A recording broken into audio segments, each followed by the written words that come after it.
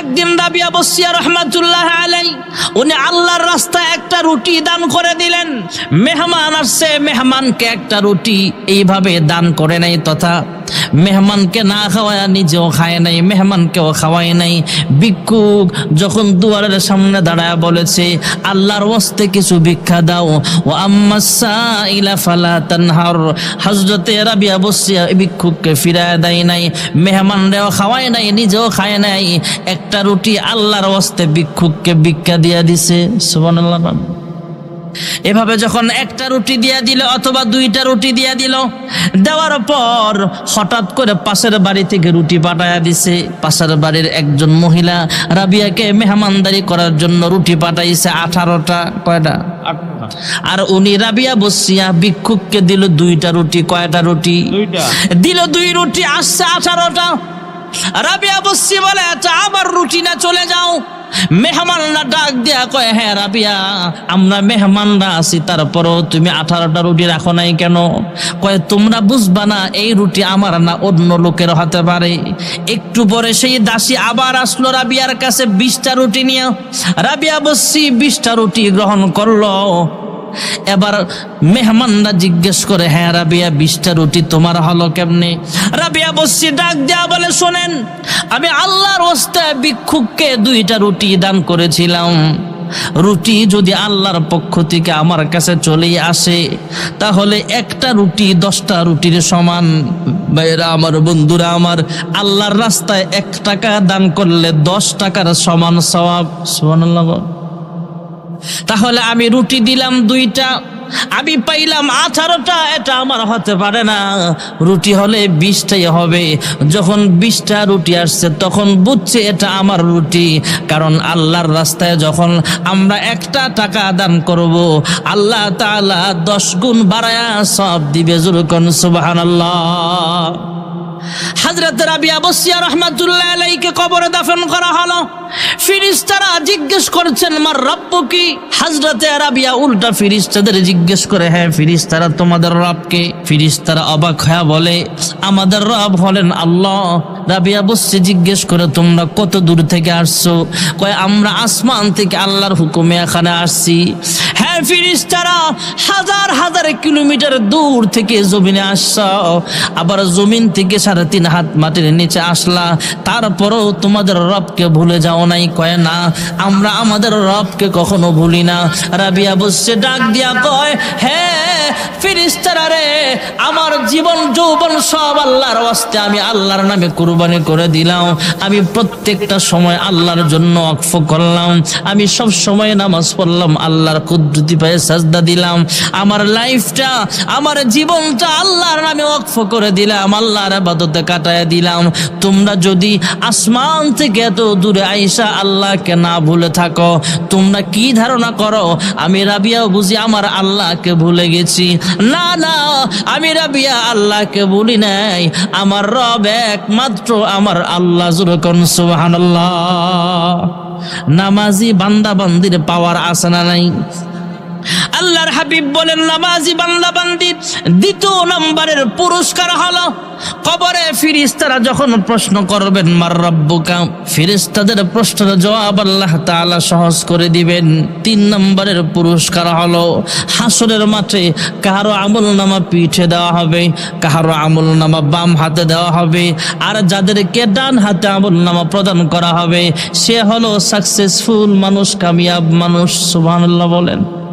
فأما من أوتي كتابه بيمينه فيقول هاؤم اقرءوا كتابيه إني ظننت أني ملاق حسابيه فهو في عيشة راضية في جنة عالية।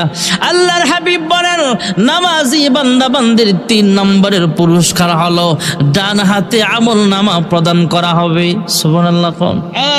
আর 4 নম্বরের পুরস্কার হলো ফুলসিরাতের পুল, 30,000 বছরের রাস্তা। ভাইয়েরা আমার, আমরা যেই ব্রিজ পারলাম চরসিন্ধু ব্রিজ, এই ব্রিজের নিচে আছে বালু, তথা মাটি আর পানি আছে। আর হাসরের মাঠ থেকে যখন মানুষ জান্নাতে যাবে ফুলসেরাত, এই ফুলসেরাত থাকবে, এর নিচে থাকবে জাহান্নামের আগুন। আল্লাহর কোন বান্দা আস্তে আস্তে পার হবে, জাহান্নামের ভয়ানক আগুনের উপর দিয়া পোল পার হইতে যাইবে, জাহান্নামীরা তো জাহান্নামের আগুনে জ্বলবে। আর যাদের আমল দুর্বল আস্তে আস্তে যাওয়ার সময় অনেক ভয় পেয়ে যাবে। আর যেই ব্যক্তি 5 ওয়াক্ত নামাজ সময় মতো আদায় করবে, আল্লাহর হাবিব বলেন 4 নম্বরের পুরস্কার হলো ফুলসিরাতের পুল, 30,000 বছরের রাস্তা মুহূর্তের মধ্যে চোখের পলকে আল্লাহ পার করার ব্যবস্থা করে দিবে। নামাজি বান্দা বান্দির 5টা পুরস্কারের 1 নম্বরের পুরস্কার হলো দুনিয়ার জমিনে মহান আল্লাহ রাব্বুল আলামিন রিজিকের অভাব দূর করে দিবেন। 2 নম্বরের পুরস্কার হলো কবরে ফেরেশতাদের প্রশ্নের জবাব আল্লাহ সহজ করে দিবেন। 3 নম্বরের পুরস্কার হাসরের মাঠে ডান হাতে আমলনামা প্রদান করা হবে। 4 নম্বরের পুরস্কার ফুলসিরাত 30,000 বছরের রাস্তা চোখের পলকে আল্লাহ পার করে দিবেন। আর 5 নম্বরের ভিআইপি পুরস্কার হলো ইন্নাল্লাযীনা আমানু ওয়া আমিলুস সালিহাতি কানাত লাহুম জান্নাতুল ফিরদাউসি নুজুলা। আল্লাহ তাআলা বলেন, নিশ্চয়ই যারা ঈমান আনবে, নেক আমল করবে, তাদেরকে বিনা হিসাবে জান্নাতুল ফিরদাউসের মেহমান বানায় দিবে। তাহলে আমাদের সকলকে 5 ওয়াক্ত নামাজ দরকার আছে না নাই? ঈমানের পরে সবচেয়ে গুরুত্বপূর্ণ আমল হলো 5 ওয়াক্ত। শুধু পুরুষের জন্য না মহিলাদের জন্য? এই জন্য এখানে মহিলা মাদ্রাসা করা হয়েছে। পুরুষদের যেমন দ্বীন ইলম শিক্ষা করা ফরজ, নারীদের উপরও দ্বীন ইলম শিক্ষা করা ফরজ। দোয়া হয়ে যাবে অল্প সময়ের ভিতরে। কে আছেন যে হুজুর আমি মাদ্রাসার জন্য 1000 টাকা? মাতুল্লিল আলামিন মক্কা থেকে হিজরত করে যখন মদিনায় চলিয়া যায়, কাফের বেঈমানরা মদিনা নামক রাষ্ট্রটাকে আঘাত করে ওরা মদিনা রাষ্ট্রটাকে ধূলিসাৎ করে দিবে। মদিনা নামক রাষ্ট্রটাকে ওরা ধূলিসাৎ করে দিবে। মদিনাবাসীদেরকে হত্যা করা হবে। মুহাজির যেই সাহাবায়ে কেরাম মক্কা থেকে হিজরত করে মদিনায় গেছে, এদেরকেও দুনিয়া থেকে বিদায় করে দিবে।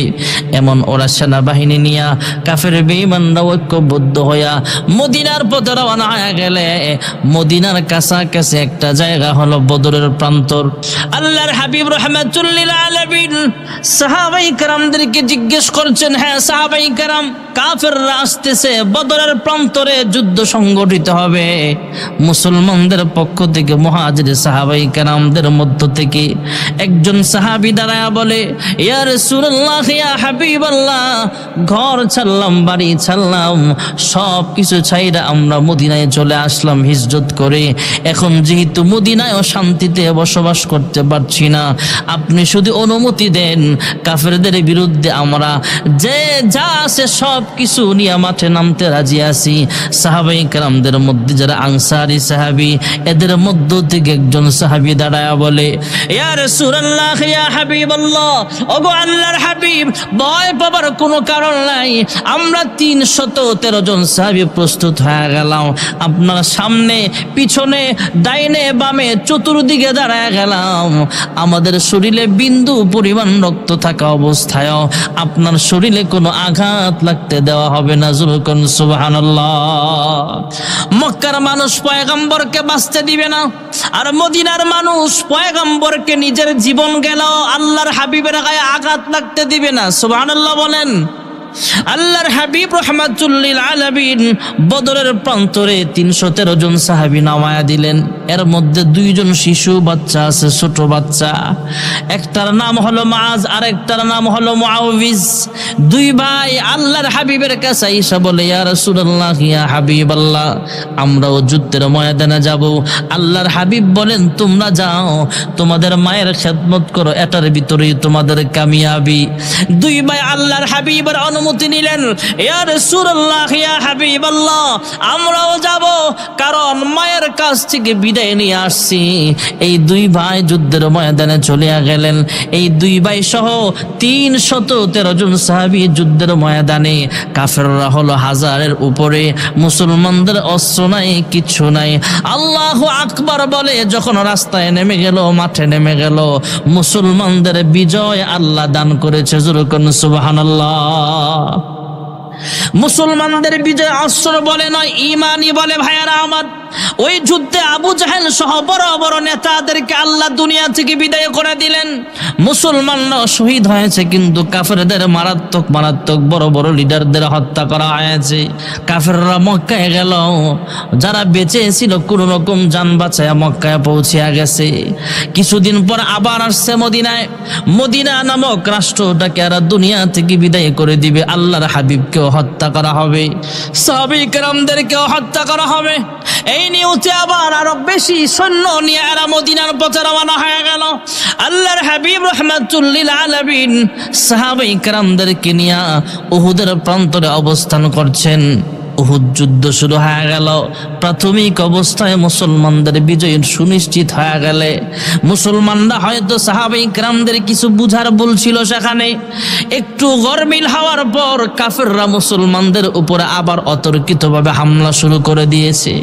এমন হামলা করেছে ভাইয়ারা আবার, দু জাহানের সরদার রাহমাতুল লিল আলামিনের মাথার ভিতরে লোহার যে টুপি ছিল সেটা ভাঙে আল্লাহর হাবিবের মাথার ভিতরে ঢুকে গেছে। আল্লাহর হাবিব নিজেও রক্তাক্ত হয়ে গেল। আল্লাহর হাবিবের সামনে একজন সাহাবী দাঁড়ানো। এই সাহাবী দৌড়ে আবার ডান পাশে যায়, আবার বাম পাশে যায়, আবার পিছনে দাঁড়ায়। অন্য সাহাবীরা ডাক দিয়া কয়, হে আবু দুজানা, সরে দাঁড়াও, আমাদেরকেও একটু সুযোগ দাও। আল্লাহর নবীর সাহাবী হযরত আবু দুজানা রাদিয়াল্লাহু আনহু ডাক দিয়া কয়, আমার শরীরে বিন্দু পরিমাণ রক্ত থাকা অবস্থায়ও তোমাদেরকে সুযোগ দেওয়া হবে না। হযরতে আবু দুজানার শরীরে 80 থেকে 99টা তীরের জখম পাওয়া গেছে। সুবহানাল্লাহ। আল্লাহর হাবিব একটা পাথরের আড়ালে লুকায় গেলেন, পাথরটাও আল্লাহর হাবিবকে ঢেকে দিয়েছেন। পরবর্তীতে আল্লাহর হাবিব বলেন, উহুদের পাহাড় এমন একটা পাহাড়, যেই পাহাড় আমি পয়গম্বরকে ভালোবাসি, আমি পয়গম্বর উহুদের পাহাড়কে ভালোবাসি। জোরে বলুন সুবহানাল্লাহ। আল্লাহর হাবিব একটু আড়াল হয়ে গেলেন। এদিক দিয়ে কাফের বেঈমানরা মুসলমানদেরকে ডাক দিয়া কয়, যুদ্ধ করে আর কি লাভ, কত কুতিলা মুহাম্মদ, তোমাদের নবী তো নাই, তোমাদের নবী তো শহীদ হয়ে গেছে। আল্লাহ তাআলা আগে জানিয়ে দিয়েছেন, ওগো হাবিব আমার, আপনাকে আহত করতে পারবে কিন্তু শহীদ করতে পারবে না। আপনাকে যদি কাফেররা সরাসরি শহীদ করে ফেলে, হত্যা করা হয়, তাহলে আমি আল্লাহর শক্তি আর কোথায় রইল? আপনাকে সরাসরি মারতে পারবে না।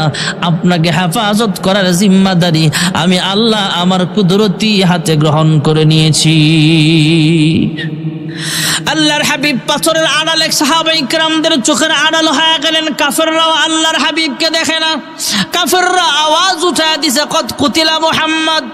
এদিক দিয়ে মদিনার অলি গলিতেও আওয়াজ পৌঁছে গেছে, কত কুতিলা মুহাম্মদ। দিনের লাগিয়া নবীজি যান উহুদের ময়দানে, চতুর্দিকে কাফেরেরা তীর মারতে আছে। সেদিন নবীজিকে বাঁচাতে তীর বর্ষার আঘাতে কত সাহাবারা হারালো যে প্রাণ পাখি।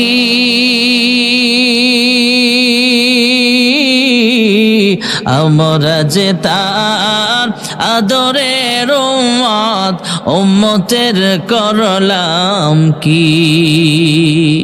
শুনিয়া সে সংবাদ এক মুসলিম মহিলা পাগল হয়ে ছুটেছে।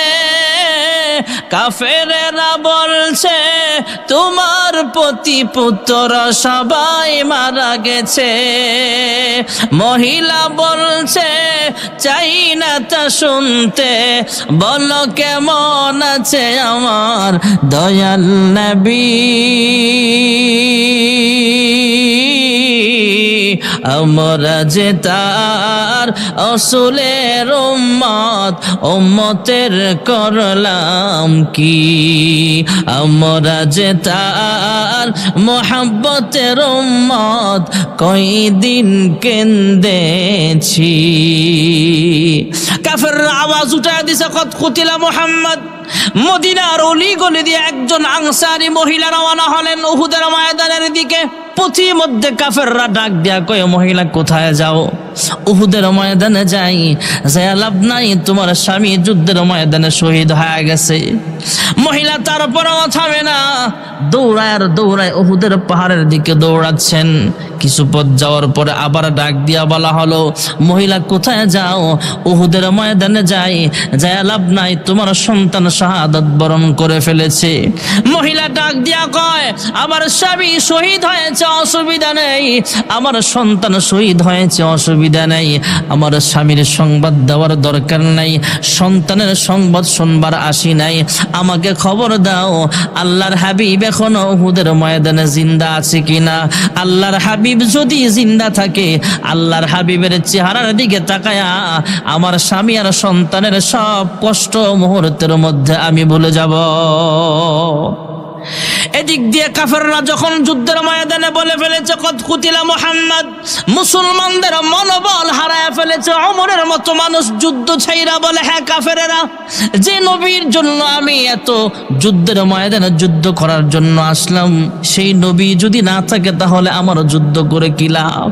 আমি ওমর বাঁচতে চাই না, যা আমার আর আমার মার। ওমরের মতো মানুষটাও সেদিন এইভাবে যুদ্ধের হাল ছেড়ে দিয়েছে। কয়েকজন সাহাবী আল্লাহর হাবিবকে তালাশ করে বের করলেন। আল্লাহর হাবিব রাহমাতুল্লিল আলামিনকে তালাশ করে বের করা হলো। আল্লাহর হাবিবের কানে কানে শোনায়া দেওয়া হলো, ইয়া রাসূলুল্লাহ, ইয়া হাবিবাল্লাহ, মুসলমান সেনাপতি যারা যুদ্ধের ময়দানে যুদ্ধ করছিলেন, আল্লাহর হাবিব দুনিয়াতে নাই, আল্লাহর হাবিব শহীদ হয়ে গেছে, এমন কথা যখন তাদের কানে পৌঁছিয়া গিয়েছে, ওগো আল্লাহর হাবিব, মুসলমানরা মনোবল হারায় ফেলেছে, শুধু মায়ের খাইতেছে। ওগো আল্লাহর হাবিব, একটু দাঁড়ান, একটু সাহাবাই কেরামদেরকে আপনি ডাক দেন, আপনি জিন্দা আছেন, চেহারাটা দেখান। আল্লাহর হাবিব কয়েকজন সাহাবীর উপরে ভর দিয়ে এইভাবে দাঁড়াইলেন, আস্তে করে আওয়াজ দিলেন, ও সাহাবীরা, তোমরা যুদ্ধের হাল ছাইরো না, আমি শহীদ হই নাই, আমি এখনো তোমাদের মাঝে জিন্দা আছি। জোরে কোন সুবহানাল্লাহ। মুসলমান সেনাপতি যে যেখানেই ছিল, আল্লাহর হাবিবের আওয়াজটা আল্লাহ রাব্বুল আলামিন প্রত্যেকটা মুসলমানের কানে পৌঁছিয়া দিলে সাহাবাই কেরাম আর এক মুহূর্ত দেরি করে নাই, নিজের শরীরে শক্তি সঞ্চার হলো। সাহাবাই কেরাম ঈমানে বলে বলিয়ান হয়ে আল্লাহু আকবার আওয়াজ দিয়ে আবার যুদ্ধের ময়দানে ঝাঁপায়া পড়লে আল্লাহ তাআলা এক পর্যায়ে মুসলমানদেরকে বিজয় দান করেছেন। জোরে কোন সুবহানাল্লাহ। মুসলমানদের বিজয় অস্ত্রের বলে না, মুসলমানদের বিজয় হলো ঈমানই বলে। সুবহানাল্লাহ। কোন অতিক্রম করার পরে দেখতে পাইলেন অসংখ্য অগণিত ফেরেশতারা সিজদায় যায় মালিকের গুণগান গায়। আমরা যেমন সিজদায় যায় পাঠ করি সুবহান রাব্বিয়াল আলা, সুবহান রাব্বিয়াল আলা, সুবহান রাব্বিয়াল আলা, ফেরেশতারাও সিজদায় যায় মালিকের তাসবিহ পাঠ করতেছে। জিজ্ঞেস করা হলে জবাব আসলো, ইয়া রাসূলুল্লাহ, ইয়া হাবিবাল্লাহ, ওগো আল্লাহর হাবিব, এই ফেরেশতাগুলোকে মহান রব্বুল আলামিন সৃষ্টি করেছেন এইভাবে সিজদারত অবস্থায় তাসবিহ পাঠ করার জন্য। একদিন নয়, দুই দিন নয়, কিয়ামত পর্যন্ত এইভাবে সিজদা অবস্থায় আল্লাহর তাসবিহ পাঠ করবে। জোরে কোন সুবহানাল্লাহ।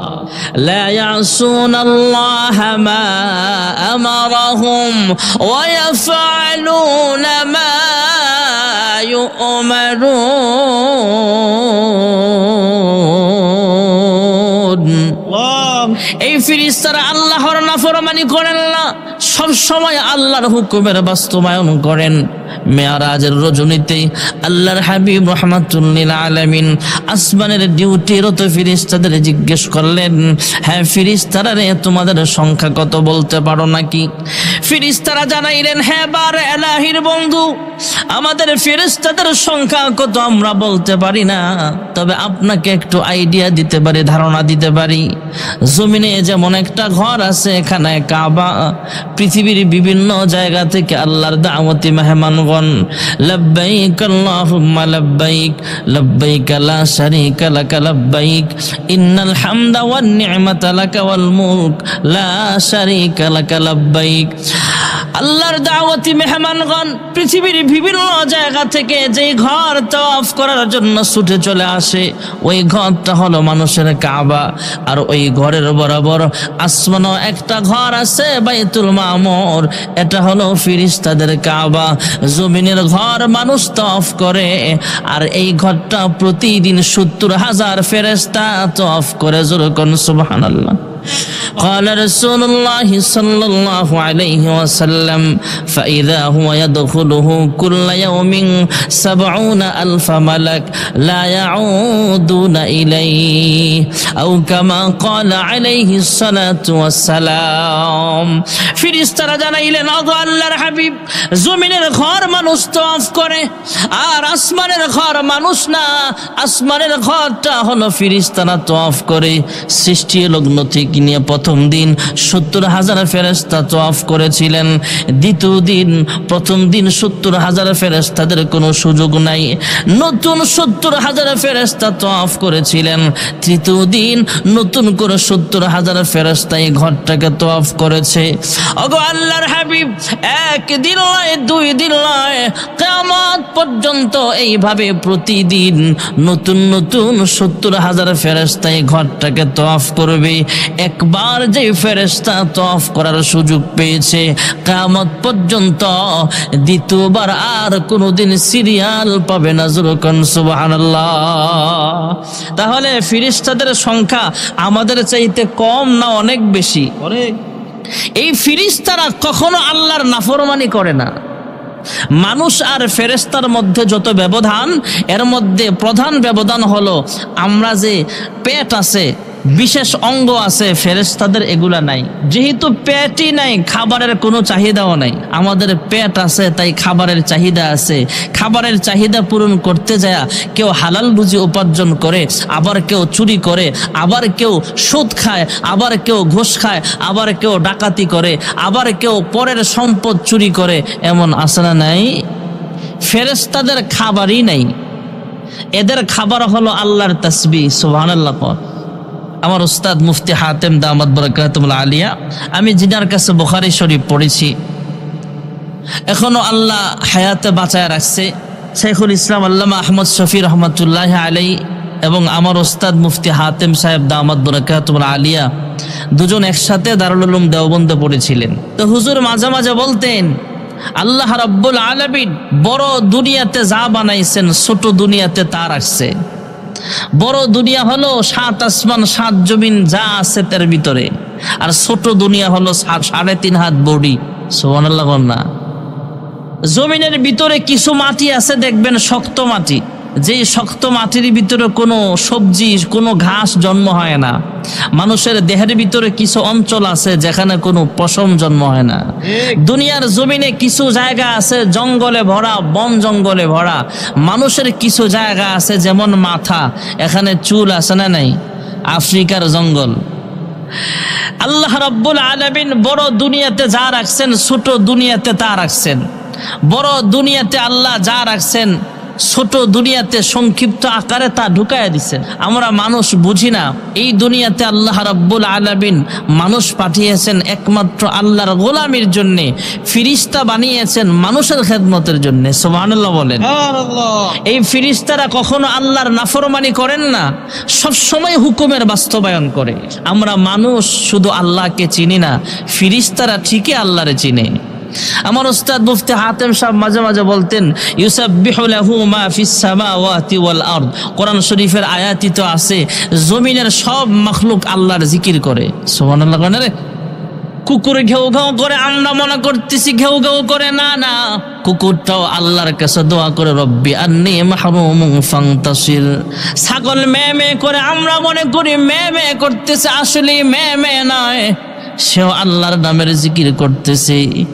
গরু ছাগল, গরুটা হাম্বা হাম্বা করে ডাক দেয়, আমরা মনে করি এটা বুঝে হাম্বা হাম্বা বলে, না না, এটা মালিকের জিকির করে। যেরকম সুবহানাল্লাহ।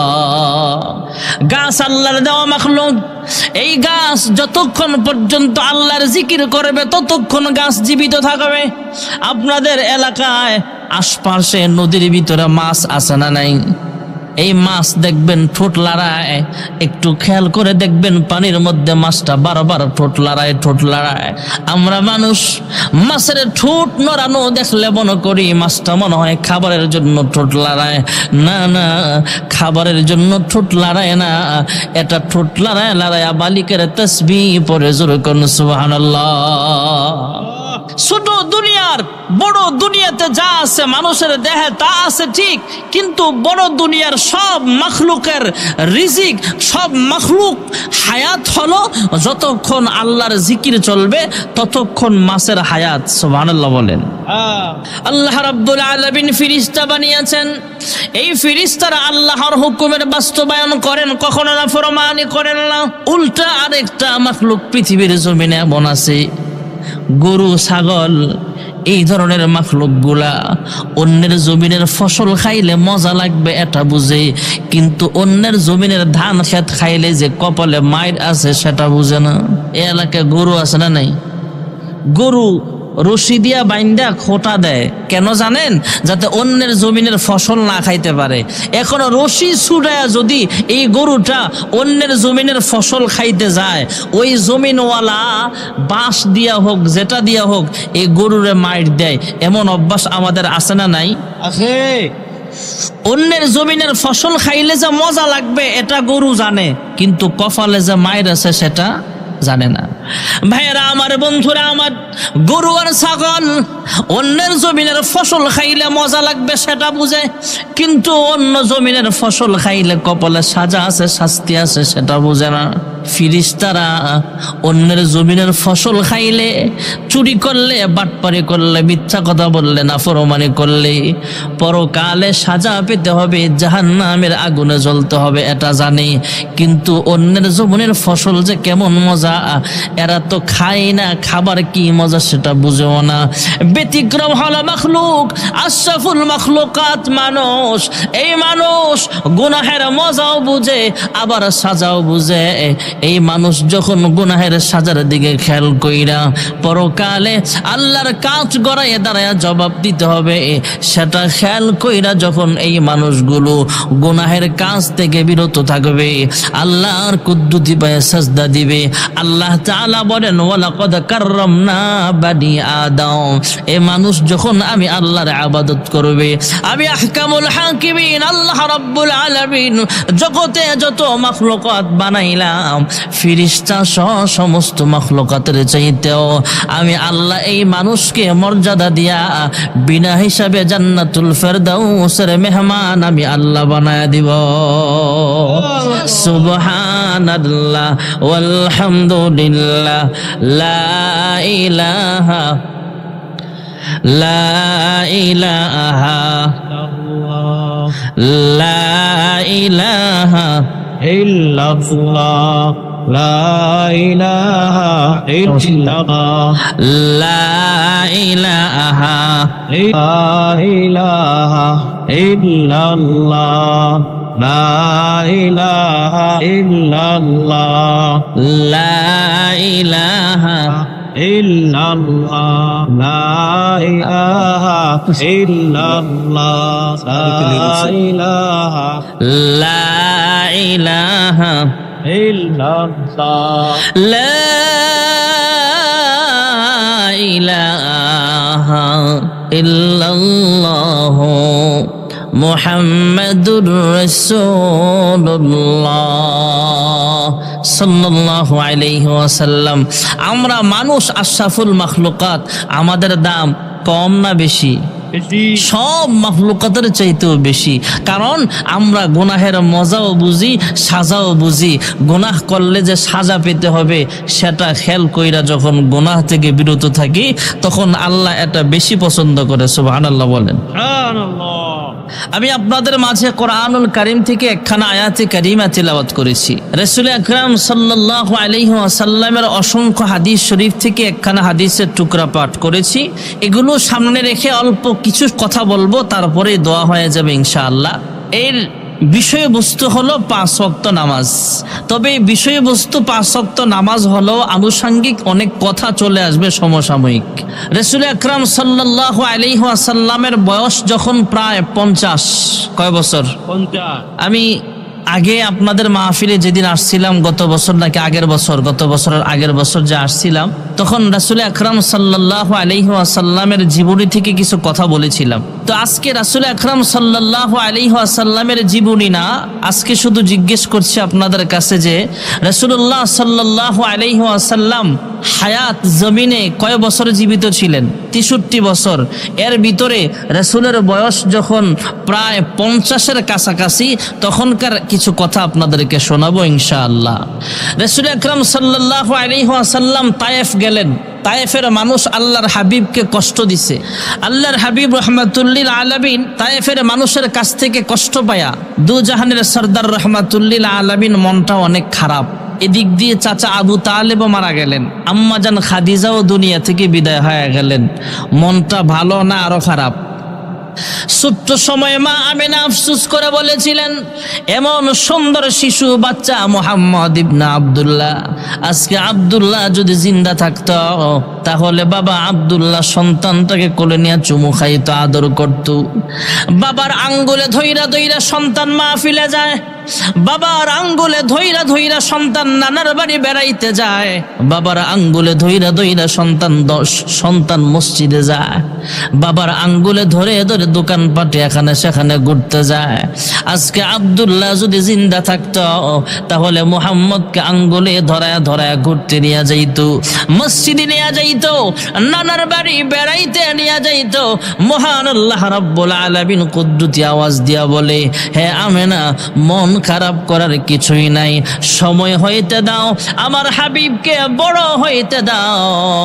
আমি আল্লাহ তাআলা, আমি আল্লাহর কুদরতি আঙ্গুলে ধরায়া ধরায়া আমার হাবিবকে আরশে আজিম পর্যন্ত পৃথিবীর শ্রেষ্ঠ সফর করায়া দেব। আল্লাহর হাবিব রাহমাতুল্লিল আলামিন কাবার হাতিমে শুয়ে আছেন। মহান আল্লাহ তাআলা জিবরাইল আমিনকে পাঠায়া দিলেন।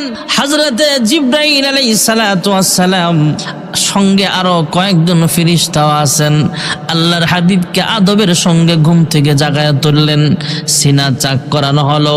তারপরে মহান রব্বুল আলামিনের হুকুমে হযরতে জিবরাইল আলাইহিস সালাতু ওয়াস সালাম আল্লাহর হাবিবকে নিয়ে সফর শুরু করলেন। বাইতুল মুকাদ্দাস পর্যন্ত চলে গেলেন। বাইতুল মুকাদ্দাসে অন্যান্য পয়গম্বরগণ যেখানে পার্কিং করেছেন তাদের গাড়িগুলো তথা যানবাহনগুলো যেখানে রেখেছেন, জিবরাইল আল্লাহর হাবিবকে বলেছেন আপনিও এখানে রাখেন, সেখানেই রাখলেন। তারপরে আল্লাহর হাবিব বাইতুল মুকাদ্দাসে ঢুকলেন নামাজ আদায় করার জন্য। আল্লাহর হুকুমে জিবরাইল আমিন সঙ্গে আছেন। আল্লাহর হাবিব তাকায়া দেখলেন আদম সফিউল্লাহ সেখানে আছেন। ঈসা নবী পর্যন্ত লক্ষাধিক নবী রাসূল পয়গম্বর সেখানে আছেন, কিন্তু সামনের ইমামতির জায়গাটা এখনো খালি দেখা যায়।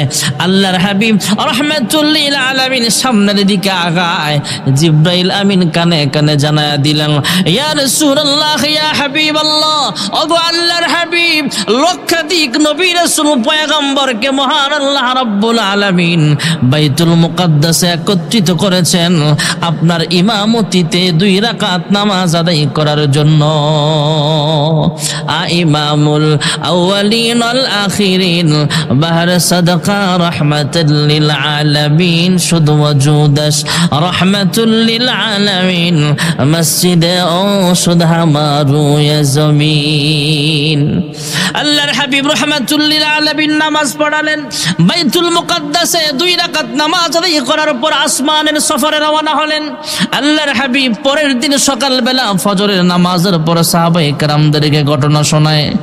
ও সাহাবীরা, আমি যখন প্রথম আসমানে গেলাম, প্রথম আসমানের দারওয়ান জিজ্ঞেস করে, হে জিবরাইল, আপনি কে, আপনার সাথে কে? জিবরাইল জবাব দিলেন, হে আসমানের দারওয়ান ফেরেশতারা শুনেন, ইনি হলেন মুহাম্মদুর রাসূলুল্লাহ সাল্লাল্লাহু আলাইহি ওয়াসাল্লাম। আল্লাহ তাআলা আরশে আজিমে ওনাকে দাওয়াত দিয়েছেন, ইনভাইট করেছেন। সুবহানাল্লাহ, সুবহানাল্লাহ। প্রথম আসমানের গেট খুলে দেওয়া হলো। আসমানের কোটি কোটি ফেরেশতারা আল্লাহর হাবিবকে ওয়েলকাম জানালেন, আহলান সাহলান মারহাবা জানালেন। এবার সেখান থেকে দ্বিতীয় আসমান পর্যন্ত চলে গেলে দ্বিতীয় আসমানের ফেরেশতারাও জিজ্ঞেস করলেন, মান আনতা, আপনি কে, আপনার সাথে কে? কয়, আমি হলাম জিবরাইল, আমার সাথে হলো পয়গম্বর হাবিবে কিবরিয়া মুহাম্মদুর রাসূলুল্লাহ সাল্লাল্লাহু আলাইহি ওয়াসাল্লাম। আল্লাহ তাআলা ওনাকে দাওয়াত দিয়েছেন, তাই নিয়ে আসলাম। প্রথম আসমানের ফেরেশতাদের মতো দ্বিতীয় আসমানের ফেরেশতারাও আসমানের দ্বার খুলে দিলেন। দরওয়াজা গেট খুলে দেওয়ার পর আল্লাহর হাবিবকে আরশে আজিমের পথে তথা দ্বিতীয় আসমানে ওয়েলকাম জানালেন, আহলান সাহলান মারহাবা জানালেন। প্রথম আসমান দ্বিতীয় আসমানে যেমন ভাবে ফেরেশতারা ওয়েলকাম জানালেন, এমন করে করে সপ্তম আসমান পর্যন্ত আল্লাহর হাবিবকে নিয়ে যাওয়া হলো। প্রত্যেকটা আসমানে কোনো না কোনো নবীকে আল্লাহ রেখেছেন স্বাগতম জানাইবার জন্য। প্রত্যেকটা নবীর সাথে কথাবার্তা হয়েছে, প্রত্যেক আসমানে যে নবীরা ছিল তাদের সাথেও কথাবার্তা হয়েছে। সপ্তম আসমান পার হওয়ার পর সিদরাতুল মুনতাহা পার হয়ে মহান রব্বুল আলামিনের আরশে আজিম পর্যন্ত পৌঁছে গেলে আল্লাহর হাবিব তাকায় দেখেন, আল্লাহ রব্বুল আলামিনের আরশে আজিমের খুঁটিতে খুঁটিতে যেখানে যেখানে আল্লাহর নাম লেখা, পাশাপাশি আল্লাহর হাবিবের নামটাও লেখা। জোরে কোন সুবহানাল্লাহ। আল্লাহর হাবিব মুস্কে মুস্কে হাসেন। আল্লাহ তাআলা কুদরতে আওয়াজ দিয়ে জানতে চায়, ওগো হাবিব আমার, এতক্ষণ আপনার মন ভীষণ খারাপ ছিল, এখন খুশি হলেন কেমনে? আল্লাহর হাবিব বলে, হে পরওয়ারদিগার আলম, আপনি তো অন্তর্যামী, তারপরও বলি। কাফেররা বলে আমার নাম নেওয়ার মতো কেউ নেই। কাফের বেঈমানরা ক্রিটিসাইজ করে, ঠাট্টা বিদ্রুপ করে, হ্যাঁ মুহাম্মদ, তোমার নাম নেওয়ার মতো কেউ নেই, তোমাকে স্মরণ করাইবার মতো কেউ নেই। হ্যাঁ মুহাম্মদ, তোমার বংশে প্রদীপ জ্বালাবার মতো কেউ নেই। কাফেররা ক্রিটিসাইজ করে, ঠাট্টা বিদ্রুপ করে, আমার নাম নেওয়ার মতো কেউ নাই। এখন আরশে আজিম আইসা দেখলাম যেখানে যেখানে আপনার নাম লেখা আছে, পাশাপাশি আমার নামটাও লিখে দিয়েছেন। জোরে কোন সুবহানাল্লাহ। ইয়া মুহাম্মদ জগত জালা, ইয়া মুহাম্মদ জগত জালা, কমলিওয়ালা তোমারি নাম, মদিনা ওয়ালা তোমারি নাম। এই পৃথিবীর নামেরই ঢঙ্কা, এই পৃথিবীর নামেরই ঢঙ্কা, সবারই সেরা তোমারি নাম, কৌসর ওয়ালা তোমারি নাম। ফকির দরবেশ বাদশাগণের, ফকির দরবেশ বাদশাগণের গলারি মালা তোমারি নাম, কৌসর ওয়ালা তোমারি নাম। লৌহে মাহফুজে আছে যে লেখা, লৌহে মাহফুজে আছে যে লেখা, মিমেরি দ্বারা তোমারি নাম, আলমিন উপাধি তোমারি নাম। লা ইলাহা ইল্লাল্লাহ, লা ইলাহা ইল্লাল্লাহ, লা ইলাহা ইল্লাল্লাহ, লা ইলাহা ইল্লাল্লাহ, লা ইলাহা ইল্লাল্লাহ, মোহাম্মদ জোরে জোরে, লা ইলাহা ইল্লাল্লাহ, লা ইলাহা ইল্লাল্লাহ, লা ইলাহা ইল্লাল্লাহ, লা ইলাহা ইল্লাল্লাহ। ওই নীলাকাশ সবুজ পৃথিবী সবই তোমার দান, গাছ গাছালি পাখা পাখালি গাইছে তোমার গান। ওই নীলাকাশ সবুজ পৃথিবী সবই তোমার দান। লা ইলাহা ইল্লাল্লাহ লা ইলাহা ইল্লাল্লাহ লা ইলাহা ইল্লাল্লাহ লা ইলাহা ইল্লাল্লাহ লা ইলাহা ইল্লাল্লাহ লা ইলাহা ইল্লাল্লাহ লা ইলাহা ইল্লাল্লাহ লা ইলাহা ইল্লাল্লাহ মুহাম্মাদুর রাসূলুল্লাহ সাল্লাল্লাহু আলাইহি ওয়াসাল্লাম। কাফেররা বলে, হে মুহাম্মদ, তোমার নাম নেওয়ার মতো কেউ নাই। আল্লাহ আয়াত নাজিল করে দিলেন, ইন্না আ'তাইনাকাল কাউসার। সুবহানাল্লাহ। কষ্ট হচ্ছে আপনাদের? কাউসারের 36টা ব্যাখ্যা লিখেছেন মুফাসসিরিন হযরতগণ। এর ভিতরে একটা ব্যাখ্যা হলো, ইন্না আ'তাইনাকাল কাউসার, আমি আপনাকে হাউজে কাউসার দিলাম। হাউজে কাউসারের পানি ইনশাআল্লাহ যদি আমরা একবার পান করি 50,000 বছর পর্যন্ত পিপাসাও লাগবে না, ক্ষুধাও লাগবে না। এমন হাউজে কাউসারটা আল্লাহ আল্লাহর হাবিবকে দিয়েছেন। ইন্না আ'তাইনাকাল কাউসার। সুবহানাল্লাহ। ইন্না আ'তাইনাকাল কাউসার। কাফেররা বলে আপনার নাম নেওয়ার মতো কেউ নাই। কাউসারের আরেকটা ব্যাখ্যা হলো কাসরতে উম্মত। আল্লাহর হাবিব বলেন, হাসরের ময়দানে সমস্ত নবীরা আপন আপন উম্মত নিয়ে আল্লাহর সামনে দাঁড়ায় যাবে। সমস্ত নবীদের উম্মতের চাইতে বেশি উম্মত নিয়ে আমি আল্লাহর সামনে দাঁড়াবো। জোরে কোন সুবহানাল্লাহ। ইন্না আ'তাইনাকাল কাউসার। কাউসারের আরেকটা ব্যাখ্যা হলো, আগো পয়গম্বর, কাফেররা বলে আপনার নাম নেওয়ার মতো কেউ নাই। আর আমি আল্লাহ এমন সিস্টেম জারি করে দিলাম, 5 ওয়াক্ত নামাজে যখনই আজান হবে আর যখনই একামত হবে, ইমাম সাহেব মুয়াজ্জিন সাহেব যখন আজান দিবে আর একামত দিবে, যখন বলবে আশহাদু আল্লা ইলাহা ইল্লাল্লাহ, এরপরেই বলবে আপনার নাম, আশহাদু আন্না মুহাম্মাদার রাসূলুল্লাহ। সুবহানাল্লাহ। আল্লাহর হাবিব রাহমাতুল লিল আলামিন হলেন এমন নেতা, যেই নেতা আরশ আজিমে যায় আল্লাহর সাথে কথাবার্তা বলতেছেন। এক পর্যায়ে পয়গম্বর যখন আল্লাহর কাছ থেকে জমিনে চলে আসবেন, পয়গম্বরের মনটা ভীষণ খারাপ। আল্লাহ তাআলা জিজ্ঞেস করেন, হাবিব আমার কি হয়েছে আপনার? আল্লাহর হাবিব বলেন, আপনি তো অন্তর্যামী, তারপরও বলতে চাই, ওগো আল্লাহ তাআলা, আমার জনগণ তথা আমার উম্মতের জন্য মন খারাপ। সুবহানাল্লাহ। কোন কেমন নেতা! আল্লাহ তাআলা বলেন, ওগো হাবিব আমার, আপনার উম্মতের জন্য আপনার চিন্তা করা লাগবে না, পেরেশান হওয়া লাগবে না।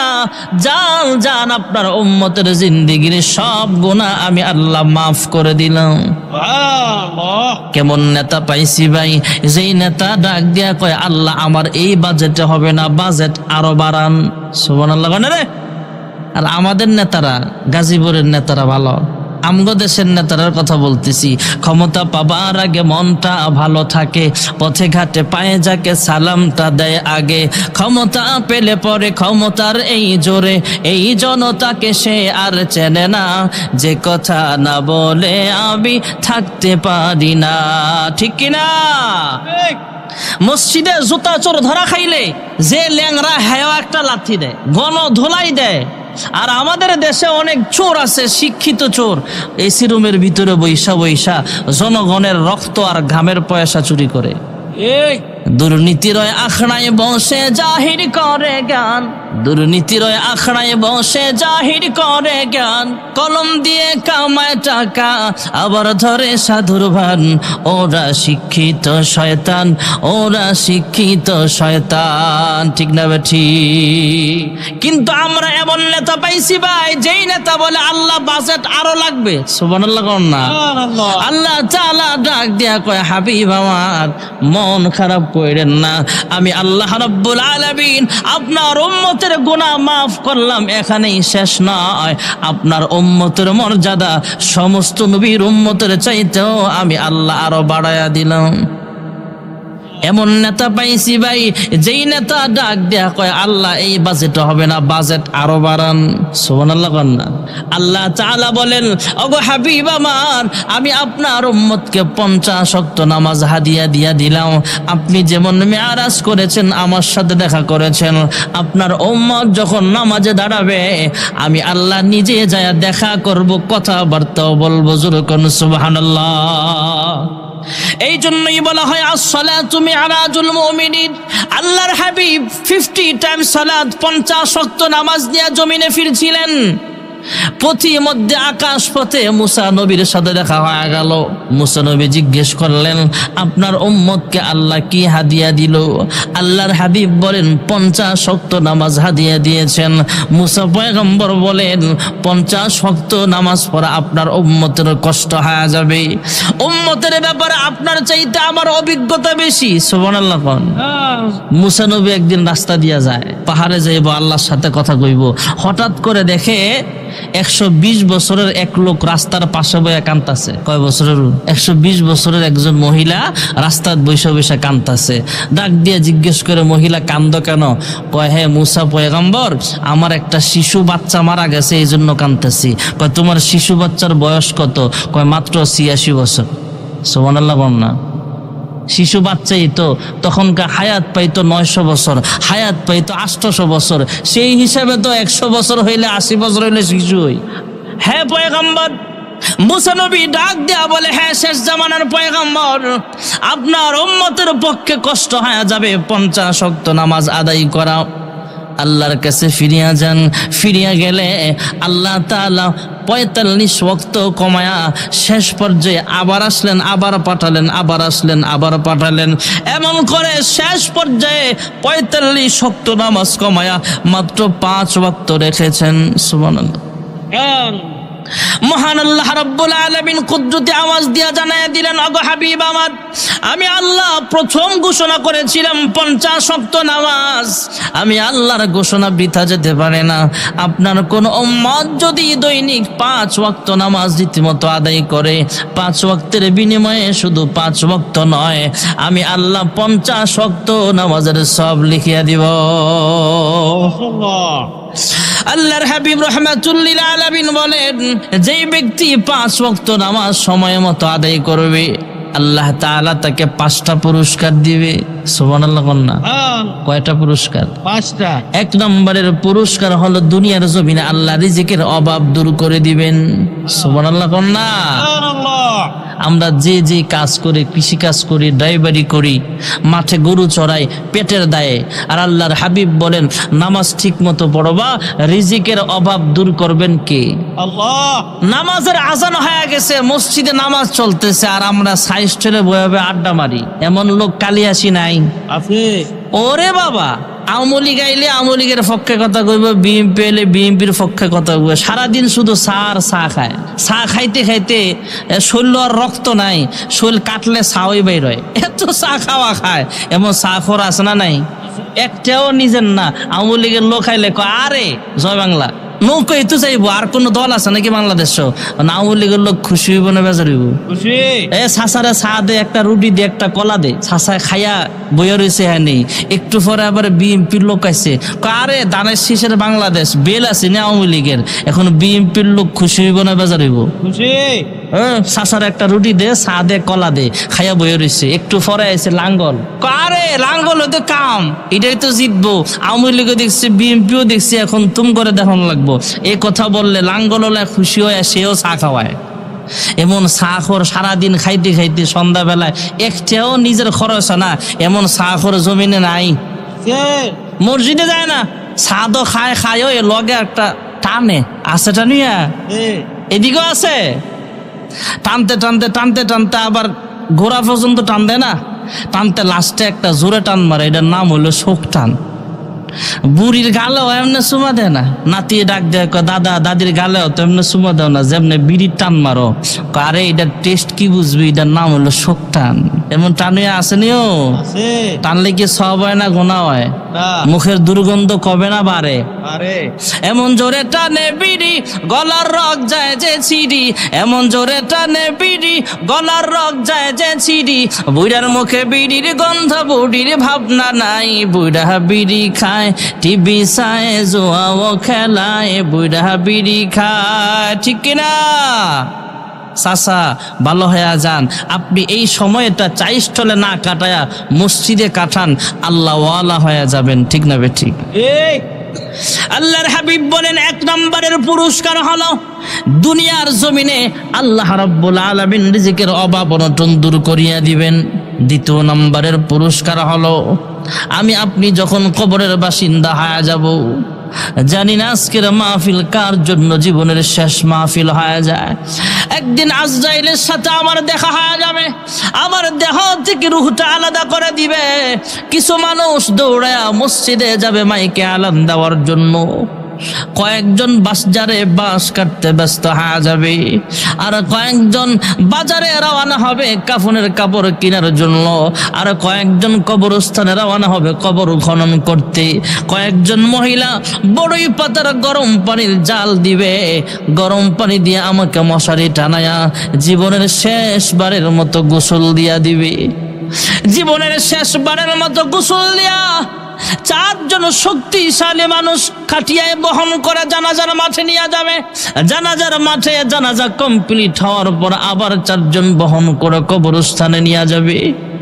যে মানুষগুলো কবরস্থান পর্যন্ত কাঁধে বহন করে নিয়ে গেছে, এই মানুষগুলোর চাইতে আরো সাহসী কয়েকজন মানুষ কবরে নেমে যাবে। সবাই কিন্তু কবরে লাশ নামাইবার মতো সাহস পায় না। 2-3 জন মানুষ কবরে লাশ নামাবে। কবরের বাসিন্দা চিন্তা করবে এই 3 জন মনে হয় আমার সাথে যাবে। একটু পরে যখন লাফ মেরে একজন উঠে যাবে, তখন মনে করে 2 জন মনে হয় আছে। লাফ মারে মেরে সবাই যখন উঠিয়া যায়, বাঁশ দেওয়া হয় উপরে, যখন আস্তে আস্তে এইভাবে চাটায় দিয়া, কলা পাতা দিয়া, বিভিন্ন পাতলতা দিয়া যখন আস্তে আস্তে মাটি দেওয়া শুরু করে, মিনহা খলাকনাকুম ওয়া ফিহা নুঈদুকুম ওয়া মিনহা নুখরিজুকুম তারাতান উখরা। আস্তে আস্তে যখন মাটি দেওয়া শুরু হয়ে যায়, কবরের বাসিন্দা চিন্তা করে আর চিৎকার করে কাঁদলে, কিন্তু তার চিৎকার কেউ শুনে না। হে আমার ভাই, হে আমার সন্তান, হে আমার প্রতিবেশী, তোমাদের জন্য আমি কত কষ্টই না করলাম, তোমাদের জন্য দুনিয়ার জমিনে আমি কত কিছু করলাম, আমাকে একা রেখে তোমরা চলে যাও। বোঝা গেল যে আল্লাহর কুদরতি পাই আমি সাজদা দেই নাই, সে আল্লাহ ছাড়া আমার কবরে আপন কেউ নাই। জোরে কোন সুবহানাল্লাহ। ওরে মানুষ হইছ বেহুশ দুনিয়ার পিছে, কি জবাব দিবি রে তুই আল্লাহর কাছে? হায় কি জবাব দিবি রে তুই আল্লাহর কাছে? হালাল হারাম না মানিয়া কত টাকা করছো কামাই, এত টাকা রাখবা কোথায়? কাফনের তো পকেট নাই। ঠিক না বে ঠিক? টাকা পয়সা লইয়া কি কেউ কবরে গেছে? কি জবাব দিবি রে তুই আল্লাহর কাছে? হায় কি জবাব দিবি রে তুই আল্লাহর কাছে? ঠিক না বেঠি? আপনাকে আমাকে একদিন কবরের বাসিন্দা বানায় দেওয়া হবে। কবরে দাফন করার পর সবাই যখন চলে আসবে, আসমান থেকে আল্লাহ 2 জন ফেরেশতা পাঠায় দিবেন। 2 জন ফেরেশতা এসব প্রশ্ন করবে, মার রাব্বুকা, আমাদের রব। জোরে বলেন কে? নামাজের ভিতরে আমরা তেলাওয়াত করি, নামাজ শুরু করার সময়, হাত বাঁধার সময় আমরা বলি আল্লাহু আকবার। কি বলি? সবাই জোরে বলেন না। হাত বাঁধার সময় কি বলি? কি বলি? আল্লাহু আকবার বলে হাত বাঁধার পর সানা পড়ে, তারপরে সূরা ফাতিহা তেলাওয়াত করি। সুবহানাল্লাহ। কন্যা আলহামদুলিল্লাহি রাব্বিল আলামিন একটু আগে আমরা এশারের নামাজ আদায় করলাম। মুফতি আবুল খায়ের সাহেব এশারের আগে যিনি বয়ান করেছেন উনি নামাজ পড়িয়েছেন, সুন্দর তিলাওয়াত। যে তেলাওয়াত করে তার মুখে মজা লাগে। এত শোনার পরও কোরআন বেমজা লাগে না, শুধু মজাই লাগে। এটার নাম হলো কোরআনের মুজিজা। সুবহানাল্লাহ।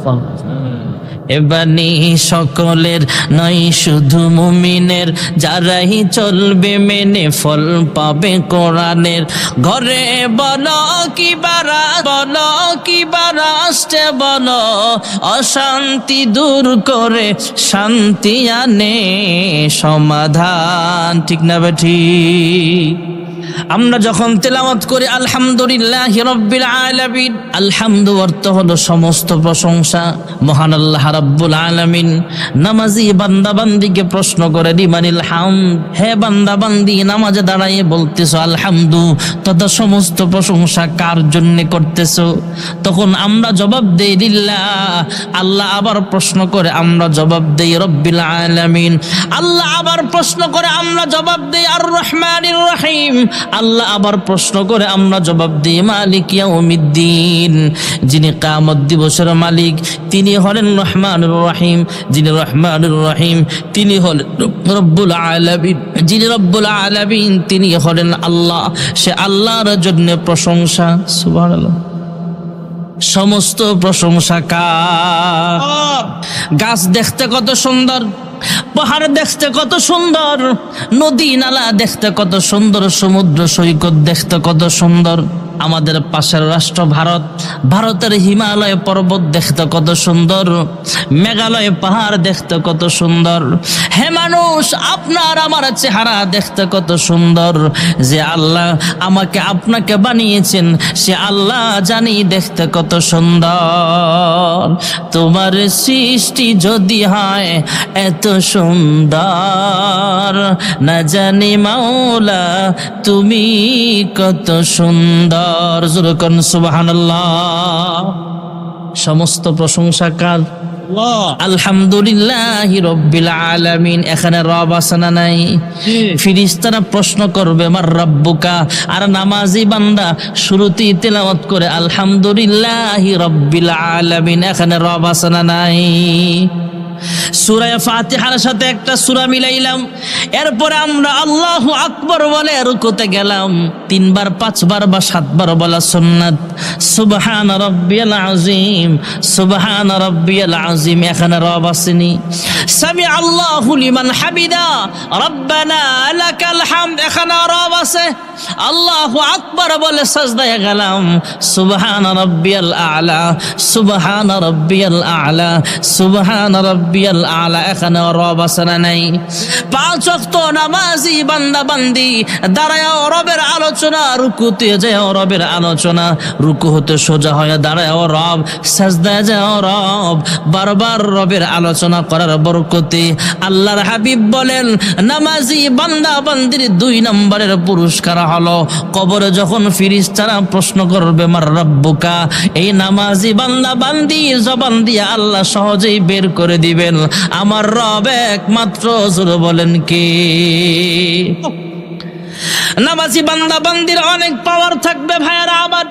বসরা শহরে একজন আল্লাহর বান্দি ছিলেন হযরতে রাবিয়া বসরিয়া রাহমাতুল্লাহি আলাইহি। উনি যখন মারা গেলেন, কবরে যখন দাফন করা হয়েছে, পরবর্তীতে অন্য আল্লাহওয়ালা ওনাকে স্বপ্ন দেখেছেন, জিজ্ঞেস করেছে হে রাবিয়া বসরি তোমার সাথে ফেরেশতারা কেমন আচরণ করেছে? রাবিয়া বসরি জবাব দিলেন, ফেরেশতারা আয়েশা ওনাকে জিজ্ঞেস করলেন মার রব্বুকি, হে রাবিয়া তোমার রব কে?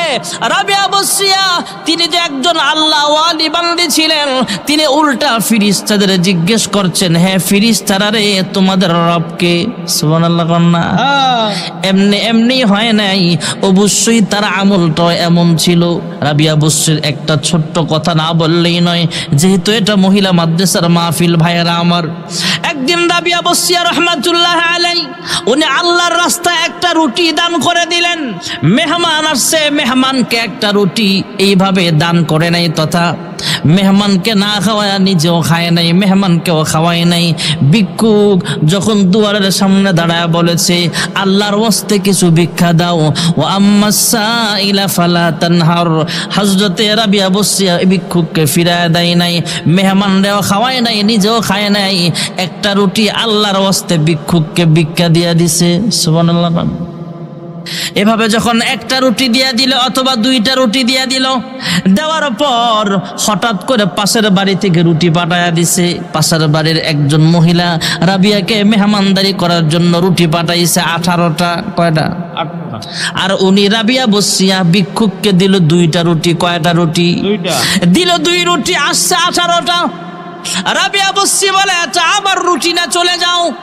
মেহমানরা ডাক দিয়া কয়, হ্যাঁ রাবিয়া, আমরা মেহমানরা আছি, তারপরও তুমি 18টা রুটি রাখো নাই কেন?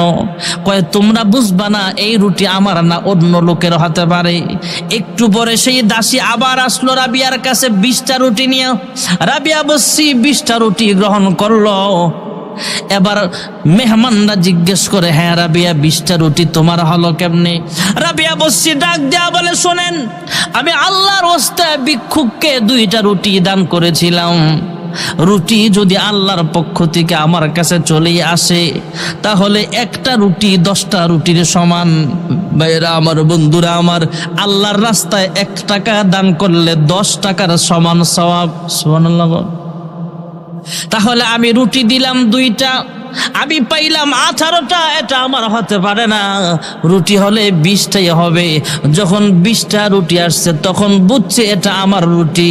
কারণ আল্লাহর রাস্তায় যখন আমরা 1টা টাকা দান করব, আল্লাহ তাআলা 10 গুণ বাড়ায়া সওয়াব দিবে। যুরকুন সুবহানাল্লাহ। হযরত রাবিয়া বসিয়া রাহমাতুল্লাহ আলাইহিকে কবরে দাফন করা হলো। ফেরেশতারা জিজ্ঞেস করছেন, মার রাব্বুকি? হযরত রাবিয়া উল্টা ফেরেশতাদের জিজ্ঞেস করে, হ্যাঁ ফেরেশতারা, তোমাদের রব কে? ফেরেশতারা অবাক হয়ে বলে, আমাদের রব হলেন আল্লাহ। রাবিয়া বসি জিজ্ঞেস করে, তোমরা কত দূর থেকে আসছো? কয়, আমরা আসমান থেকে আল্লাহর হুকুমে এখানে আসছি। হ্যাঁ ফেরেশতারা, হাজার হাজার কিলোমিটার দূর থেকে জমিনে আসছো, আবার জমিন থেকে 3.5 হাত মাটির নিচে আসলা, তারপরও তোমাদের রবকে ভুলে যাও নাই? কয়, না, আমরা আমাদের রবকে কখনো ভুলি না। রাবিয়া বসে ডাক দিয়া কয়, হ্যাঁ ফেরেশতারা রে, আমার জীবন যৌবন সব আল্লাহর ওয়াস্তে আমি আল্লাহর নামে কুরবানি করে দিলাম। আমি প্রত্যেকটা সময় আল্লাহর জন্য ওয়াকফ করলাম। আমি সব সময় নামাজ পড়লাম, আল্লাহর কুদরতি পায়ে সাজদা দিলাম। আমার লাইফটা, আমার জীবনটা আল্লাহর নামে ওয়াকফ করে দিলাম, আল্লাহর ইবাদতে কাটায় দিলাম। তোমরা যদি আসমান থেকে এত দূরে আইসা আল্লাহকে না ভুলে থাকো, তোমরা কি ধারণা করো আমি রাবিয়াও বুঝি আমার আল্লাহকে ভুলে গেছি? না না, আমি রাবিয়া আল্লাহকে ভুলি নাই। আমার রব একমাত্র আমার আল্লাহ। যুরকুন সুবহানাল্লাহ। নামাজি বান্দা বান্দির পাওয়ার আছে না নাই?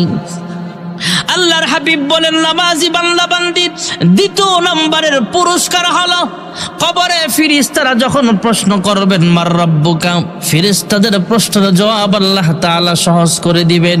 3 নম্বরের পুরস্কার হলো, হাসরের মাঠে কারো আমলনামা পিঠে দেওয়া হবে, কারো আমলনামা বাম হাতে দেওয়া হবে, আর যাদেরকে ডান হাতে আমলনামা প্রদান করা হবে সে হলো সাকসেসফুল মানুষ, কামিয়াব মানুষ। সুবহানাল্লাহ বলেন।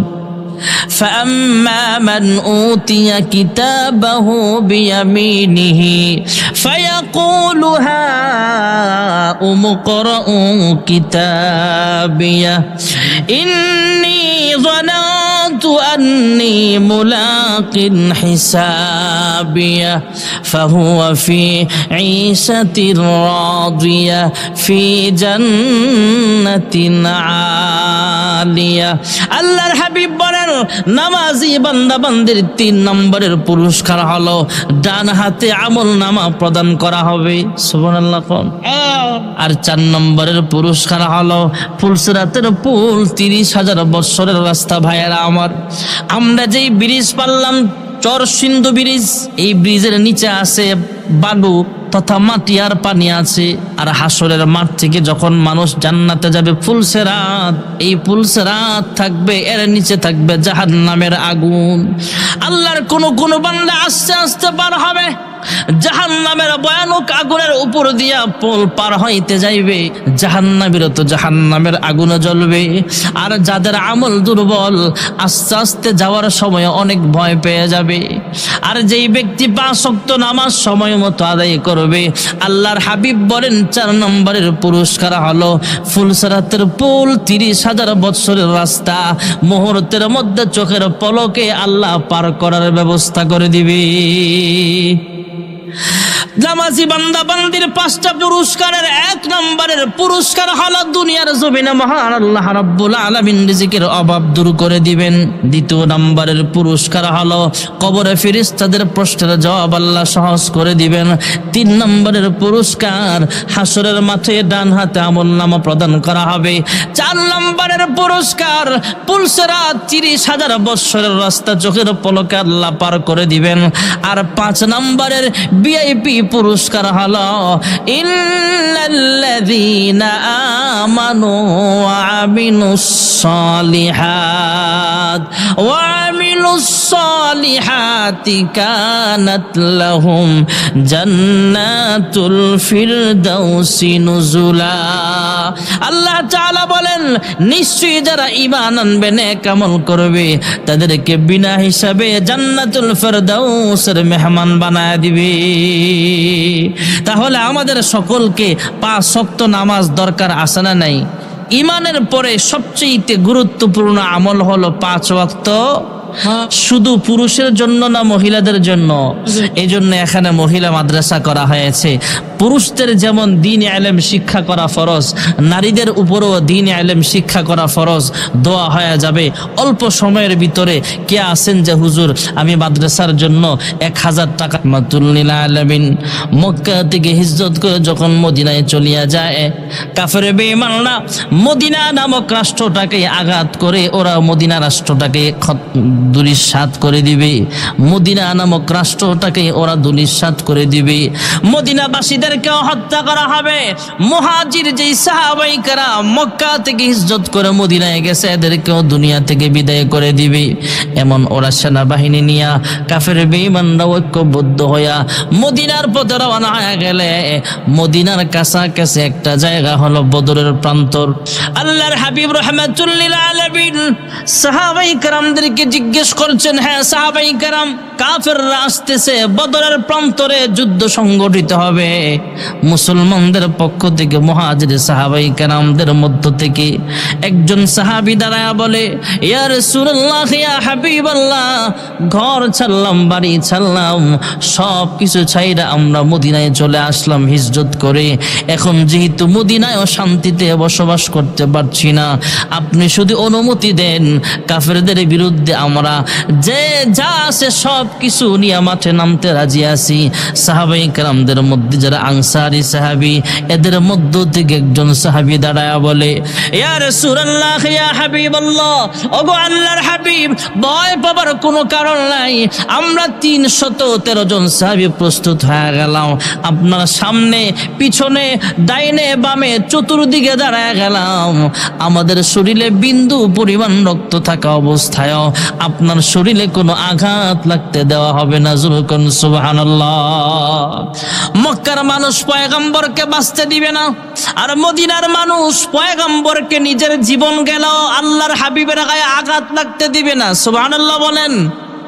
আল্লাহর হাবিব রাহমাতুল লিল আলামিন বদরের প্রান্তরে 313 জন সাহাবী নামায়া দিলেন। এর মধ্যে 2 জন শিশু বাচ্চা আছে, ছোট বাচ্চা। একটার নাম হলো মুআজ, আর একটার নাম হলো মুআউযিজ। 2 ভাই আল্লাহর হাবিবের কাছে এসে বলে, ইয়া রাসূলুল্লাহ, ইয়া হাবিবাল্লাহ, আমরাও যুদ্ধের ময়দানে যাব। আল্লাহর হাবিব বলেন, তোমরা যাও, তোমাদের মায়ের খেদমত করো, এটার ভিতরেই তোমাদের কামিয়াবি। 2 ভাই আল্লাহর হাবিবের অনুমতি নিলেন। ইয়া রাসূলুল্লাহ, ইয়া হাবিবাল্লাহ, আমরাও যাব, কারণ মায়ের কাছ থেকে বিদায় নিয়ে আসছি। এই 2 ভাই যুদ্ধের ময়দানে চলে গেলেন। এই 2 ভাই সহ 313 জন সাহাবী যুদ্ধের ময়দানে। কাফেররা হলো 1000-এর উপরে, মুসলমানদের অস্ত্র নাই, কিচ্ছু নাই। আল্লাহু আকবার বলে যখন রাস্তায় নেমে গেল, মাঠে নেমে গেল, মুসলমানদের বিজয় আল্লাহ দান করেছে। যুরকুন সুবহানাল্লাহ। মুসলমানদের বিজয় অস্ত্র বলে নয়, ঈমানই বলে। ভাইয়ারা আমার, ওই যুদ্ধে আবু জাহেল সহ বড় বড় নেতাদেরকে আল্লাহ দুনিয়া থেকে বিদায় করে দিলেন। মুসলমানরা শহীদ হয়েছে, কিন্তু কাফেরদের মারাত্মক মারাত্মক বড় বড় লিডারদের হত্যা করা হয়েছে। কাফেররা মক্কায় গেল, যারা বেঁচে ছিল কোন রকম জান বাঁচায় মক্কায় পৌঁছে গেছে। কিছুদিন পর আবার আসছে মদিনায়। মদিনা নামক রাষ্ট্রটাকে আর দুনিয়া থেকে বিদায় করে দিবে। আল্লাহর হাবিবকেও হত্যা করা হবে, সাহাবায়ে কেরামদেরকেও হত্যা করা হবে। এই নিউতে আবার আরো বেশি সৈন্য নিয়ে এরা মদিনার পথে রওনা হয়ে গেল। আল্লাহর হাবিব রাহমাতুল লিল আলামিন সাহাবায়ে কেরামদেরকে নিয়ে উহুদের প্রান্তরে অবস্থান করছেন। উহুদ যুদ্ধ শুরু হয়ে গেল। প্রাথমিক অবস্থায় মুসলমানদের বিজয় সুনিশ্চিত হয়ে গেলে মুসলমানরা হয়তো সাহাবায়ে কেরামদের কিছু বুঝার ভুল ছিল, সেখানে একটু গরমিল হওয়ার পর কাফেররা মুসলমানদের উপরে আবার অতর্কিতভাবে হামলা শুরু করে দিয়েছে। এমন হামলা করেছে ভাইয়ারা আবার, দু জাহানের সরদার রাহমাতুল লিল আলামিনের মাথার ভিতরে লোহার যে টুপি ছিল সেটা ভাঙে আল্লাহর হাবিবের মাথার ভিতরে ঢুকে গেছে। আল্লাহর হাবিব নিজেও রক্তাক্ত হয়ে গেল। আল্লাহর হাবিবের সামনে একজন সাহাবী দাঁড়ানো। এই সাহাবী দৌড়ে আবার ডান পাশে যায়, আবার বাম পাশে যায়, আবার পিছনে দাঁড়ায়। অন্য সাহাবীরা ডাক দিয়া কয়, হে আবু দুজানা, সরে দাঁড়াও, আমাদেরকেও একটু সুযোগ দাও। আল্লাহর নবীর সাহাবী হযরত আবু দুজানা রাদিয়াল্লাহু আনহু ডাক দিয়া কয়, আমার শরীরে বিন্দু পরিমাণ রক্ত থাকা অবস্থায়ও তোমাদেরকে সুযোগ দেওয়া হবে না। হযরতে আবু দুজানার শরীরে ৮০ থেকে ৯৯টা তীরের জখম পাওয়া গেছে। সুবহানাল্লাহ। আল্লাহর হাবিব একটা পাথরের আড়ালে লুকায় গেলেন, পাথরটাও আল্লাহর হাবিবকে ঢেকে দিয়েছেন। পরবর্তীতে আল্লাহর হাবিব বলেন, উহুদের পাহাড় এমন একটা পাহাড়, যেই পাহাড় আমি পয়গম্বরকে ভালোবাসি, আমি পয়গম্বর উহুদের পাহাড়কে ভালোবাসি। যেরকম সুবহানাল্লাহ। আল্লাহর হাবিব একটু আড়াল হয়ে গেলেন। এদিক দিয়ে কাফের বেঈমানরা মুসলমানদেরকে ডাক দিয়া কয়, যুদ্ধ করে আর কি লাভ? কত কুতিলা মুহাম্মদ, তোমাদের নবী তো নাই, তোমাদের নবী তো শহীদ হয়ে গেছে। আল্লাহ তাআলা আগে জানিয়ে দিয়েছেন, ওগো হাবিব আমার, আপনাকে আহত করতে পারবে কিন্তু শহীদ করতে পারবে না। আপনাকে যদি কাফেররা সরাসরি শহীদ করে ফেলে হত্যা করা হয়, তাহলে আমি আল্লাহর শক্তি আর কোথায় রইল? আপনাকে সরাসরি মারতে পারবে না। আপনাকে হেফাজত করার জিম্মাদারি আমি আল্লাহ আমার কুদরতি হাতে গ্রহণ করে নিয়েছি। আল্লাহর হাবিব পাথরের আড়ালে সাহাবায়ে কেরামদের চোখের আড়াল হয়ে গেলেন। কাফেররাও আল্লাহর হাবিবকে দেখে না। কাফেররা আওয়াজ উঠায় দিছে, কত কুতিলা মুহাম্মদ। এদিক দিয়ে মদিনার অলি গলিতেও আওয়াজ পৌঁছে গেছে, কত কুতিলা মুহাম্মদ। দিনের লাগিয়া নবীজি যান উহুদের ময়দানে, চতুর্দিকে কাফেরেরা তীর মারতে আছে। সেদিন নবীজিকে বাঁচাতে তীর বর্ষার আঘাতে কত সাহাবারা হারালো যে প্রাণ পাখি।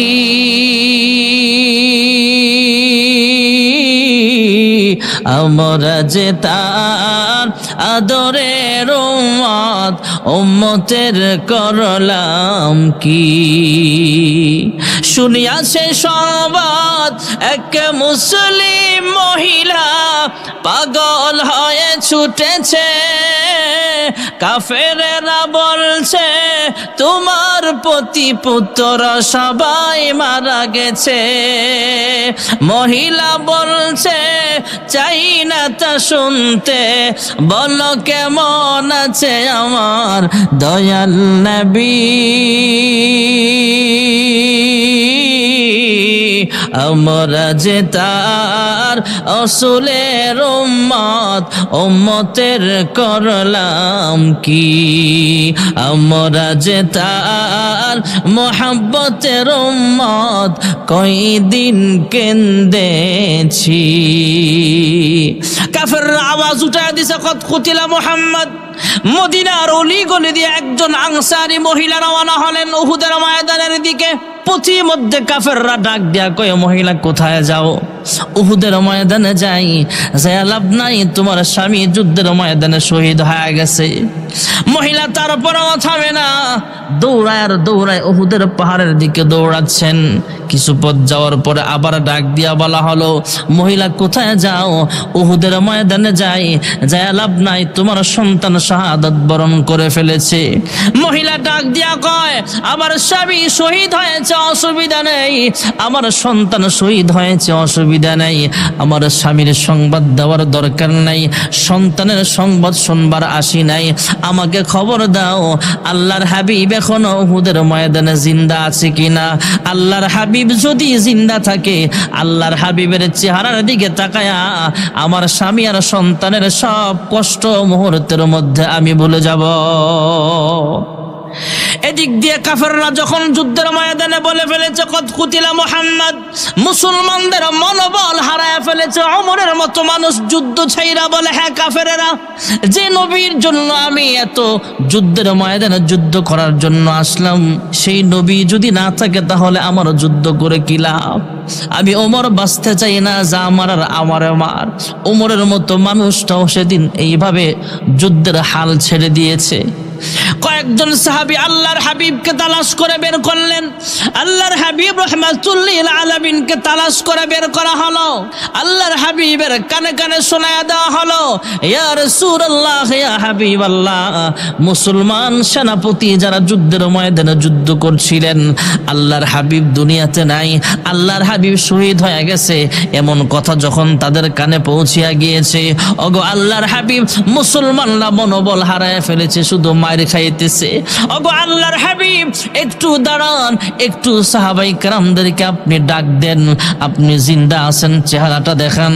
আল্লাহর হাবিব কয়েকজন সাহাবীর উপরে ভর দিয়ে এইভাবে দাঁড়াইলেন, আস্তে করে আওয়াজ দিলেন, ও সাহাবীরা, তোমরা যুদ্ধের হাল ছাইরো না, আমি শহীদ হই নাই, আমি এখনো তোমাদের মাঝে জিন্দা আছি। জোরে কোন সুবহানাল্লাহ। মুসলমান সেনাপতি যে যেখানেই ছিল, আল্লাহর হাবিবের আওয়াজটা আল্লাহ রাব্বুল আলামিন প্রত্যেকটা মুসলমানের কানে পৌঁছিয়া দিলে সাহাবাই কেরাম আর এক মুহূর্ত দেরি করে নাই, নিজের শরীরে শক্তি সঞ্চার হলো। সাহাবাই কেরাম ঈমানে বলে বলিয়ান হয়ে আল্লাহু আকবার আওয়াজ দিয়ে আবার যুদ্ধের ময়দানে ঝাঁপায়া পড়লে আল্লাহ তাআলা এক পর্যায়ে মুসলমানদেরকে বিজয় দান করেছেন। জোরে কোন সুবহানাল্লাহ। মুসলমানদের বিজয় অস্ত্রের বলে না, মুসলমানদের বিজয় হলো ঈমানই বলে। সুবহানাল্লাহ কোন। আল কোরআনের সৈনিক আমি, নেই কো পরাজয়, এক আল্লাহর গোলাম আমি, এই তো পরিচয় আমার, এই তো পরিচয়। এই পৃথিবীর সবই নকল, এই পৃথিবীর সবই নকল, আসল কিছু নয়, এক আল্লাহর গোলাম আমি, এই তো পরিচয় আমার, এই তো পরিচয়। ঠিক না বেঠিক? আমাদেরও সাহাবাই কেরামদের মতো ঈমানে বলে বলিয়ান হতে হবে। এমনি এমনি না, ঈমানে বলে বলিয়ান হতে গেলে দিন শিখা লাগবে, আর এই দিন শিখার জন্য এই মাদ্রাসার বহু প্রয়োজন। আমাদের বাংলাদেশে এক সময় শুধু পুরুষ মাদ্রাসা ছিল, মহিলা মাদ্রাসা খুব কম ছিল। এখন তো মাশাআল্লাহ গ্রামগঞ্জ অনেক গ্রামে, প্রায় গ্রামে পুরুষ মাদ্রাসা থাক বা না থাক, আমাদের অঞ্চলও অনেক গ্রামে আছে, দেখা গেছে পুরুষ মাদ্রাসা নাই কিন্তু মহিলা মাদ্রাসা আছে। আলহামদুলিল্লাহ, এই মহিলা মাদ্রাসায় আমাদের মেয়েগুলো পড়বে, এটা আমাদের খুবই দরকার। কারণ মহিলারা ভালো হলে সমাজ ভালো হয়ে যাবে। কে জানি বলছিল যে তুমি আমাকে একটা ভালো মা দাও, আমি তোমাকে একটা ভালো জাতি উপহার দিব। এই জন্য আপনাদের মাদ্রাসার দরকার আছে না নাই? টাকা দিয়া, পয়সা দিয়া, সুপরামর্শ দিয়া সব সময় মাদ্রাসার পাশে থাকবেন। আল্লাহ রাব্বুল আলামিন এই মাদ্রাসা এবং আমাদের সবাইকে কবুল করুন, সকলে বলে আমিন। দোয়া হয়ে যাবে। দোয়ার আগে আপনাদের মাদ্রাসার কিছু কার্যক্রম আছে, এখানে পুরস্কার আছে, পুরস্কার দেওয়া হবে। এরপরে হিসাব নিকাশের ব্যাপার স্যাপার আছে, তারপরে দোয়া হয়ে যাবে না। مولانا محمد صلى الله عليه وعلى آله وأصحابه وبارك وسلم. حضور دعا করেন। الحمدلله رب العالمين والصلاة والسلام على أشرف الأنبياء والمرسلين وعلى آله وأصحابه أجمعين. ربنا ظلمنا أنفسنا وإن لم تغفر لنا وترحمنا لنكونن من الخاسرين يا رب العالمين.